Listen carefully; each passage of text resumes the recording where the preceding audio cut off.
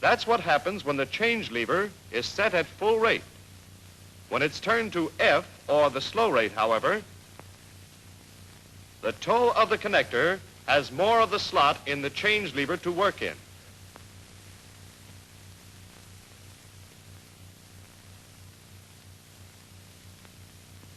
Watch how the connector is cammed forward, contacting the cammed surface of the sear carrier when the trigger is pulled. With the sear disengaged, the connector raises the forward end of the stop lever and holds it there.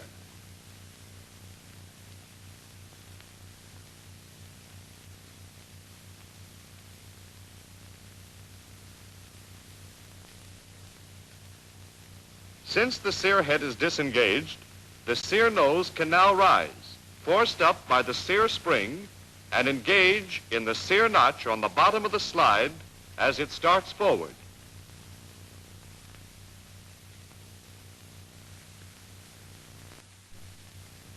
Wait. At this point, we'll add the actuator.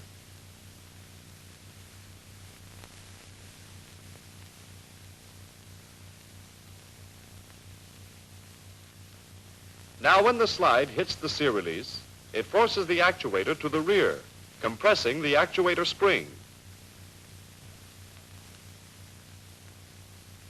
Then the slide moves forward and engages the sear nose.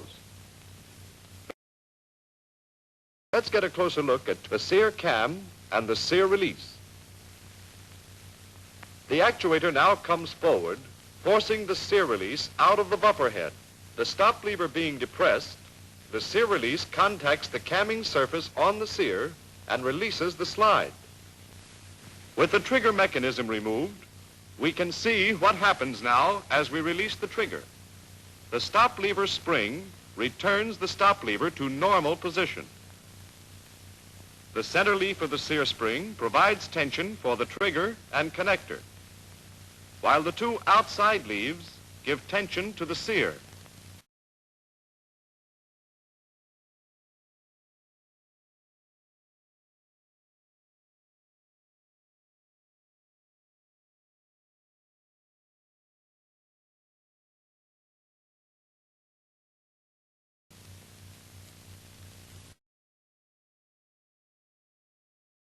The counter-recoil spring absorbs the shock when the slide engages the sear.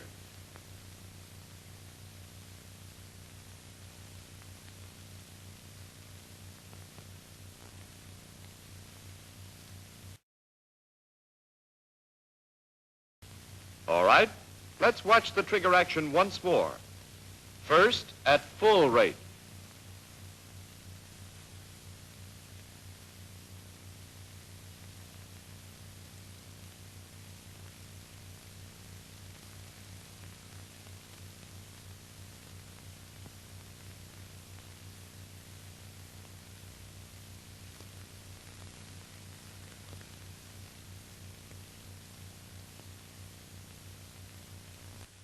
Then, slow rate.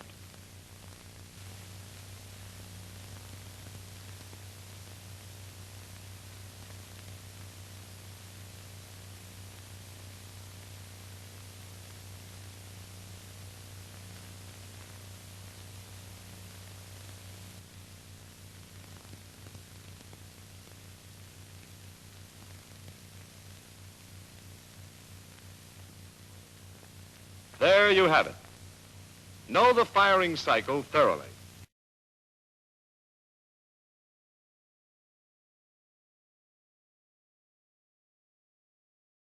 Keep the gun in fighting shape.